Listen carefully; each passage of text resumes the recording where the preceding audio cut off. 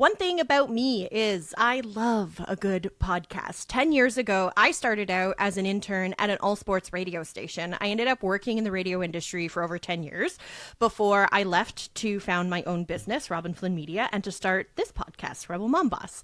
This week, I am speaking with a fellow podcast enthusiast, scrappy mom to 3 kids under the age of 4, and she loves podcasts so much that she actually hosts her own podcast called The Friendly Podcast Guide, which is exactly what it sounds like. A podcast all about finding the right podcast for you. She does interviews with podcast hosts. She does a ton of research, so you don't have to because ain't nobody got time for that.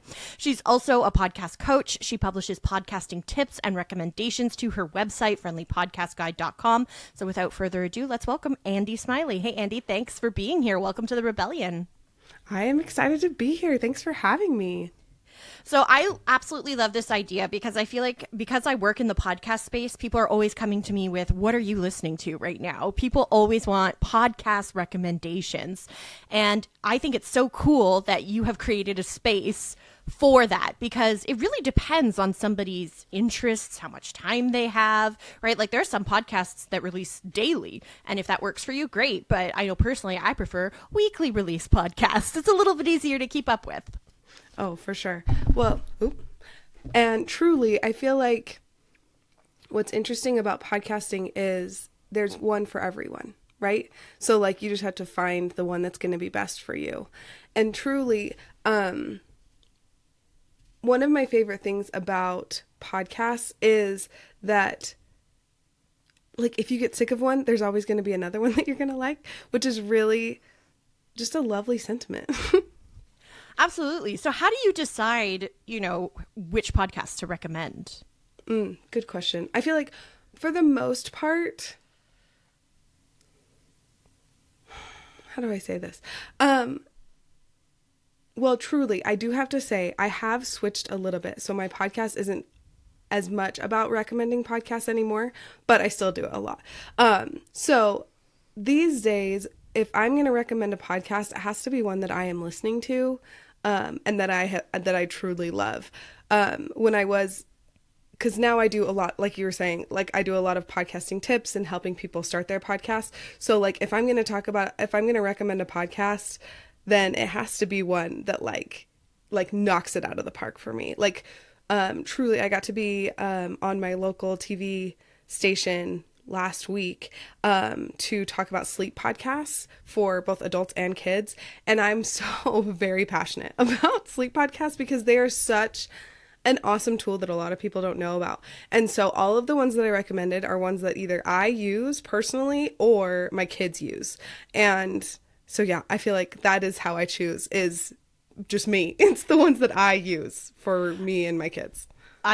Sleep podcasts, I'm right there with you. For the longest time when I was like dealing with insomnia, the Sleep With Me podcast was the one that I would always turn to. I think his name is Scooter or Boomer or something like that. But he is just a rambly guy who just makes, starts telling stories that don't really go anywhere, and he's very calm and you drift off. The problem was I recommended it to my husband and he got interested. He's like, I'm sitting here listening for 2 hours. I'm like, okay, well, that obviously doesn't work for you then. He needs a different sleep podcast. For sure. I feel like also so many people want to start a podcast right now. I have these conversations with friends, family members. Even my dad was telling me recently that he wants to start his own podcast, which I think is like awesome.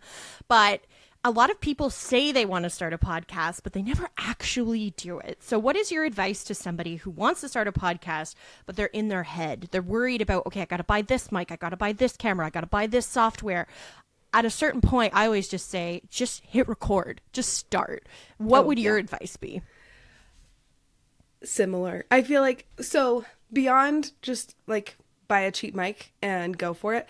The only thing I will say, buy a dynamic cheap mic because dynamic mics just make you sound better as a podcaster. But the other thing I will say is plan on having a seasonal podcast instead of having a weekly podcast. Like if you're overwhelmed by the thought, like that you should start a podcast, you've been having these inklings that you need to start a podcast, but you haven't done it, it's probably because you're worried about getting overwhelmed, which is understandable because podcasting can be overwhelming. So if you plan from the beginning to have a seasonal podcast, then you have intentional breaks in there built in for you. And then it feels significantly less overwhelming, at least for me. I used to be a weekly podcast. I used to put a podcast out every single week, and I totally burned out. Like, I could not keep up with it. Yeah, it was not a good scene for me. And so I switched to seasonal, and it has been the biggest game changer for me. And truly, my podcast is still successful. I still get plenty of leads from it. I still have plenty of downloads. And now I'm happier too. So like now both my podcast is successful and I am happy and able to like keep up with it and enjoy life while also having a podcast. I think it's important too to have goals in mind. Like, what is the reason for doing this podcast? Is it just because you want to have fun? You're doing it because you have stuff to say, versus are you trying to generate leads for a business, right? I feel like those are two very different approaches to podcasting. Definitely. Yeah, truly. The first question so when I have a new client that wants to start a podcast and they want to work with me, the first thing that we do is we figure out their why for their podcast. What is this for? If it's for your business, cool. Yay. We love a podcast for a business, but there needs to be at least one why that's just for you. So one of my favorite whys from, she wasn't one of my clients, but she's a podcaster that I love, a business podcaster. She said, one of my main reasons for making a podcast is so that I can talk out my thoughts. Like I can like work through them live and then other people can have the benefit of listening to me work out my thoughts. But she was like, it's just a time dedicated to me verbally processing.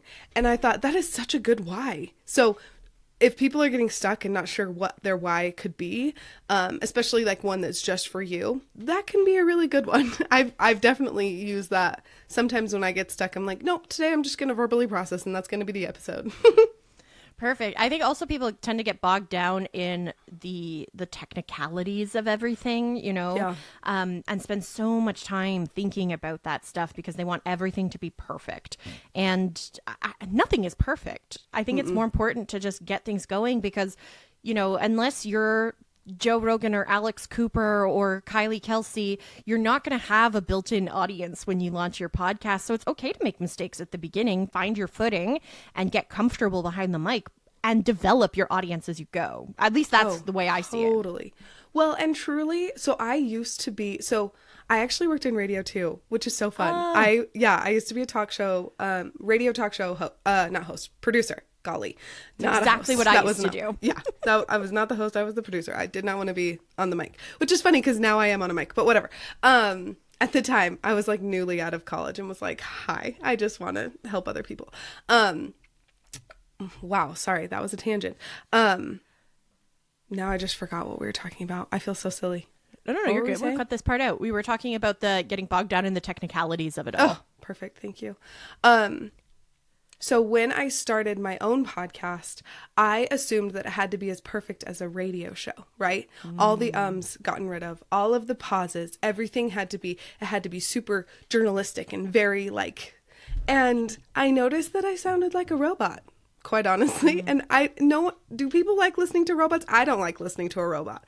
So as I have grown as a podcaster, I've realized that leaving some of the ums in there, leaving some of the pauses in there, some of the like little mistakes where you laugh at yourself, those are actually beneficial because they help your people listen, like connect with you as they're listening. And so I think being imperfect, it feels really scary when you're starting, but the thing is that it can be your superpower. It can be the thing that helps people connect with you. So don't let that scare you. Even though like I totally understand because it definitely scared me. So like it's okay if it does scare you, but try to like talk yourself through it and remember that people relate to humans, not robots. So if you make yourself sound like a robot, then it's harder for people to want to listen to you and want to connect with you and like be part of your community. Definitely. You mentioned the pauses, not cutting out the pauses. And I feel like that is a radio instinct because if you have dead air, you're dead in the water. And right. I don't know what about the radio station you worked for, but if there was dead air for more than a certain period of time, we had like emergency backup programming that would kick in. Like it was supposed to happen in the event that there was an emergency or something, right? So if you didn't say something for more than like 10 seconds, something was going to kick in. So dead air was not an option, but that doesn't exist in podcasting, right? There's no problem with having 2 or 3 seconds of dead air. Totally. We had a button that you would push if there was dead air, Okay. and then it would like cut. Yeah, it was a whole thing. But yeah, it was like an emergency, right? Well, yeah, with podcasting, and the beauty is that you can go in if you have 20 seconds of dead air on a podcast, you can just delete 7 seconds of it or 15 seconds of it, whatever. Like, I feel like you get to be a little bit more in control, but I do think you should still leave some of that in there. I am also one of the weirdos that listens to podcasts like at their normal speed, like 1x. I don't like 2x or anything. And so I actually kind of prefer the pauses sometimes because, again, it just makes it feel more natural. And sometimes as a stay-at-home mom, I just need someone to talk in my ear so I feel less alone. So I don't want to hear like a mouse in my ear talking fast. I want to hear, or a chipmunk, I guess. I just want to hear another human. I do 1x for podcasts too. I like 2x for like TikTok videos. If it's like a 7-minute TikTok, I'll for sure speed it up. And Instagram needs to get on that, by the way. Like, where is the 2x option? I think they're rolling it out. I feel like someone was like, oh my gosh, I just got the like forward 2x thing. But I do not have it yet, so. No, I do not either. I wish I did. So you mentioned the fact that you're a stay-at-home mom. You've got 3 kids, which is a lot to handle. I have 1, and I can barely keep up with her. So how do you, I mean, and I always feel a little bit guilty asking this question because I know we don't ask men this question, but like, how do you balance everything? Truly? Because truly it is a lot. Yeah, it is a lot. I love that you said that, like, we don't ask dads this. And it's true, but we're getting better. There are a lot of things. I feel like one of the main things is, other than seasonal podcasting, so like I kind of like have a sprint when I'm putting out episodes for 3 months, and then I take a 3-month break. And that 3-month break is like I take a break. I'm still on social media a little bit, and I'm like recording it and getting ready for the next season, but I'm not putting out episodes, so I can like, yeah, that's my break. So that definitely helps. As a stay-at-home mom. But the main thing I would say is I just talked to Scott, my partner, and I was like, hi, I need more time. And he was like, okay, let's figure this out.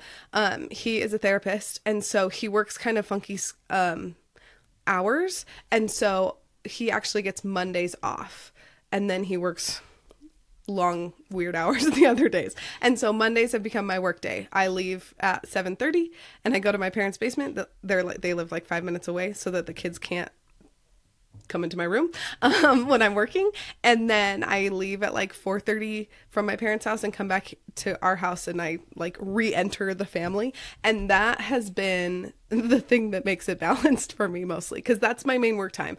Other than that, I have like little 2-hour pockets, like when my youngest is at preschool, or I work, or sometimes like when it's a quiet time, I will work. But I honestly try to just like do whatever I want during quiet time. If I'm being completely honest, I try to read a book or watch a show or paint my nails. I don't know.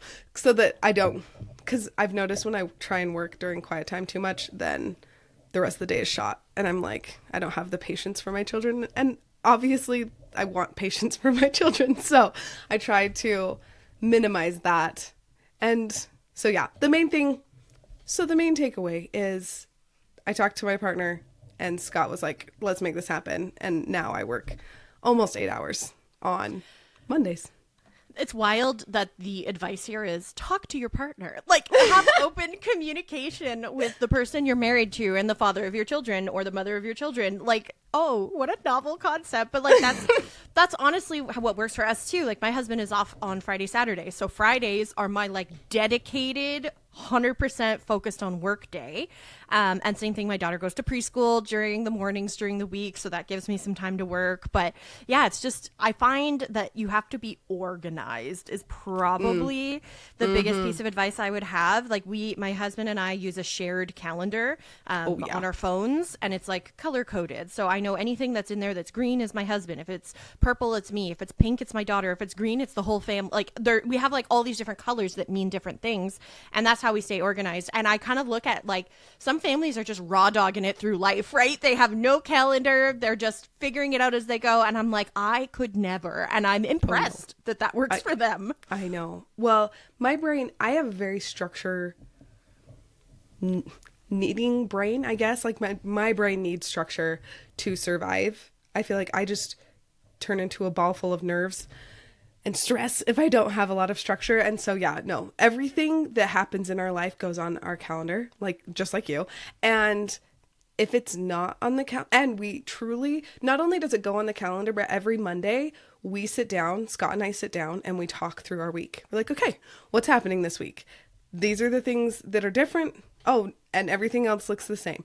Because if we don't, even if it's on the calendar and we don't talk about it, then it can still sneak up on us and then we get frustrated. And so it's almost like approaching a marriage and running a household, like running a business. You need to have like a weekly staff meeting to make sure that everybody knows what their tasks are for the week.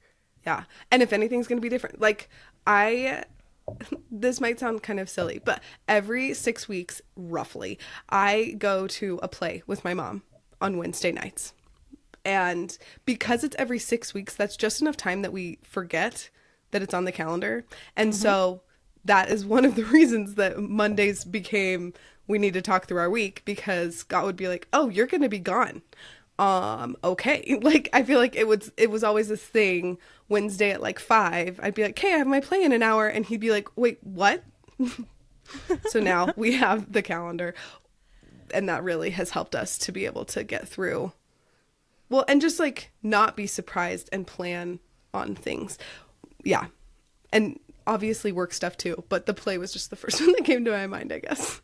For sure. I have plans tonight, and I never make plans. Like, I work or I'm home with my family. So when I told my husband, like, I'm going out, he was like, what? Like, he was like stunned. And then he was like, well, then I'm going to go out tomorrow. I was like, good for you. Like, I feel like it's so important to do that, because at a certain point, like, I don't know, you said your husband's a therapist. In our situation, I work from home, my husband works from home, and my daughter is home most of the time. At a certain point, you're going to get sick of the people that you live with. If you are always together 24 hours a day, you love them, but you're going to want to kill them. And we don't want that to happen. That would be terrible. You don't want to be on the news. That's a horrible way to go through life. But I'm curious how, like, I do sometimes feel guilty. Like, if I'm going to miss bedtime with my daughter and I don't get to read her bedtime story, I feel guilt. And I know I shouldn't. She'll survive. She's not going to remember the one time mom didn't read her a bedtime story. But this seems to be the most common thread that I see with my friends who are mothers, is we just feel guilty all the time. We feel guilty that we're not doing enough at work. We feel guilty that we're not doing enough for our kids or for our marriages. You know, how do you cope with, and I'm assuming that you experience the guilt, because every mother I've ever met has. How do you cope with it? So 2 answers. First, therapy. I've been in therapy for a while at this point, and that has helped. And the other thing is remembering that me going for my dreams, doing things that I enjoy, is showing my kids that they also can do things that they enjoy and follow their dreams. When I first started my podcast, there was a lot of guilt there. There was a lot of like worry of like, oh no, I'm taking time away from my kids. I'm doing this thing that's just for me. Who am I to do something for just me? And after I started my podcast, almost immediately, my then 3-year-old, who's now 5, she started carrying around a notebook, and she'd be like, I'm working on my podcast right now. And it was just the sweetest thing. And it was such like a light bulb moment for me of, oh, when I go after my dreams, when I do the things that I am passionate about and excited about, I am showing my kids that they can too. If they choose to be married, if they choose to have kids, they know that that doesn't mean that their dreams end. They can do whatever they want with their lives, even if they become a mom, even if they get married. And I think so truly, there are still days when I feel guilty, but if I can hold on to that and remember that, it's like, okay, it's still worth it. Even if, and there are days when they're uncomfortable. They're like, Mom, why are you not reading me a bedtime story? Or Mom, why are you going to work today? And I'll say, it's podcast day, it's work day. And in the moment, they're not happy, but I know that in the long run, it will be good for them. And I have to just remind myself of that. Yeah, it's always the in the moment that's the challenging part, right? Yes. You almost have to say to yourself, like, this too shall pass, like a million times a day, right? Because, you know, as the mother of a toddler, you've got a little one who's around the same age. Yes. you know, the id rules everything for them. Their immediate needs supersede all. Like this morning, my daughter, I asked her, you know, what do you want for breakfast? And she said chocolate. And I was like, we're not having chocolate for breakfast. Like, you can have some chocolate after lunch or something. And she lost it because that's all she did not want to eat. And it's so hard in that moment when your kid is screaming and crying and you're just like, I'm the worst mother ever. And then you're like, no, if I give my child chocolate for breakfast, like, it's so hard to just feel like you're doing the right thing sometimes, no matter what you're doing. I feel like that is the commonality, is that stay-at-home moms feel like they're doing something wrong. Working moms feel like they're doing something wrong. You know, no matter what you're doing, society tells you you're doing it wrong. Yep. Bless their hearts. It's exhausting.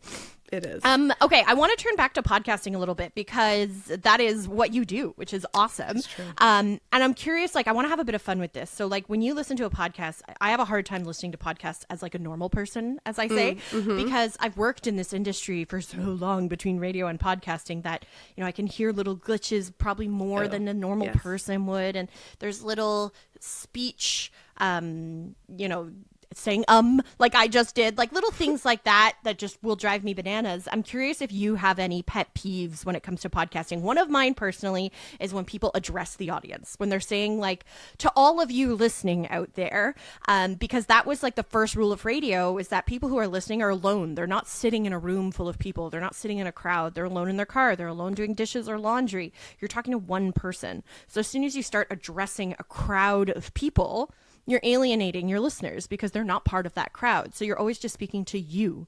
So if you're going to address the audience, address one person. So whenever I hear people address a crowd of people, to all our listeners, it drives me crazy. So that's my pet peeve. What's your pet peeve? Okay, I have two. The first one is like weird mouth noises. Mostly because, well, or like, because most of them can be solved by just taking a drink, right? And because it's a podcast, you can edit that out. Like, we don't have to hear it. Like, and so that one. And then the other one is, okay, so when people say like over 5,000 people were at this event or whatever, that's actually incorrect grammatically. It should be more than. So that is something so silly and little, but every time in my head I go, nope, more than. and it feels very snooty when I say it out loud like that, but it's true every single time. I'm like, no, it's more than. I used to work in sports radio, and people would always say, you know, I'm Canadian, so obviously hockey is huge here. So you would have best of 7 series in the playoffs, and people would always say, like, there are 2 game 7s tonight. And I was like, no, it's 2 games 7 is the grammatically correct way of saying that. But It sounds weird. No matter which way you say it, you're going to have people going, that sounds weird. Yeah. There's no win with that one. No, absolutely. What are some, you know, signs that it's a really good podcast to you? You know, within a few minutes, you're like, oh yeah, I like this. I'm going to enjoy listening to this one. Oh my gosh. Okay. I feel like there's a lot, but if the sound quality is good, like if everyone involved has a microphone, that's a good sign. Yep. And the other one is, I've noticed is if people are, if like the hosts or like the people that are talking are laughing and like enjoying themselves, that I feel like is like 99% of the time is like a good thing. I'm like, okay, this is a vibe. I want to be here. And then the last one is probably just if the questions that they're asking, if it's like an interview based podcast or like questions that I have, like they were like reading my mind almost, which usually just means they did their research and they like know what they want to be asking. I feel like when they're able to do that and when they're able to surprise, maybe not surprise, but like get a unique answer out of their guest, those are like, oh yeah, I'm here for life. It's kind of like, I always think like Oprah Winfrey, for example, is such a good interviewer. And, you know, say what you will about Oprah in recent years, but, you know, when I think back to like the late 90s, early 2000s, when my mom was watching Oprah when I would come home from school, I just remember like people didn't want to go on Oprah because she was such a good interviewer that she would cut through whatever messaging you were trying to get across. She would make you cry. You know, it was a talent. And I feel like that's a level that we should all sort of aspire to if you're doing an interview based podcast, is if somebody wrote a book, read the book. If somebody has a podcast, go look it up and listen to a little bit of it. If they have a website, go to their website, take a quick look, like just have an idea of who it is that you're talking to, which sounds so simple and basic, but a lot of people don't actually do that, right? It's true. And it comes through usually. So like, and I will say a lot of people, when they ask me, like, how do I become a guest on podcasts? The main thing I say is go and research the podcast before you pitch them, so that they and be like, hey, I really liked this episode when you talked about blah blah blah blah blah. For these 5 reasons, I think we're going to be a really good match. And my people that are on my podcast or my clients that I serve that will benefit from your podcast. So I want to tell them about being on your podcast so they'll become your listeners. Like, I think when you're able to show that you've done, like, do the research and then show that you've done the research is sadly like above and beyond, which I feel like it should be what should happen every time, but it isn't. And it is going above and beyond. Oh, yeah. Sadly. Yeah. And be organized. If you reach out to a podcast and no one answers you or they say no, don't reach out 1 week later or 2 weeks later, forgetting that you already reached out. Yes. Create a spreadsheet. There's Google, there's Microsoft, there's options. Okay. Lastly, before I let you go, I want to know, what is your favorite thing about being a mom? Ooh.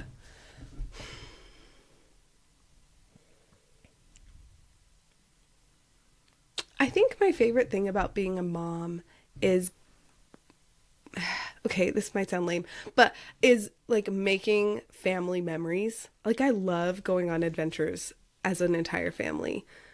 It is just kind of my favorite thing. I make like family home videos, but like I edit them together so it's not like eons of footage like we have from our home. Like, I feel like any 90s child just has like reels and reels and reels of family videos. A 2-hour video of your birthday party of you opening birthday gifts. Yes, exactly. So I am still an editor at heart, so I like edit them down so they're only like 15-20 minutes per season, like winter, spring, whatever. But those are kind of my favorite because I love seeing us doing fun, crazy, but also just like simple things together, and it just makes me so happy that I get to be like part of a family unit, and like that I get to make those fun memories, and that I get to, yeah, I guess just do fun things with my kids, and that we all get to remember it and just like look back on it later too. I saw a quote recently. Not at all. I saw a quote recently that it makes me think of, and I don't know who said it, so I'll have to look it up so I can attribute it properly. But it was that like our job as parents is to be memories for our kids, because we're not going to be around forever, right? So what we're doing is creating memories for them that will last the rest of their lives, which I try to remember and not put too much pressure on myself, obviously, because life is life. But, I think back of the memories I have when I was a child of my parents, and I think about the fact that my child is going to have memories of her parents, and I try and keep that in mind when I go through life with her. Definitely. Yeah. Both the like super fun, exciting, going on a trip to national parks and stuff, but also like the little daily like dance party in the kitchen or whatever. Yeah. Yep, totally. I love it.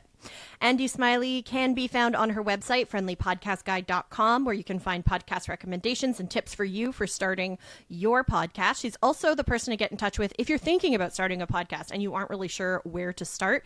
Check out her podcast, The Friendly Podcast Guide, on Spotify, YouTube, Apple, wherever you get your podcasts. Thanks so much for being here, Andi. I really appreciate it. Thank you so much. This has been an absolute delight.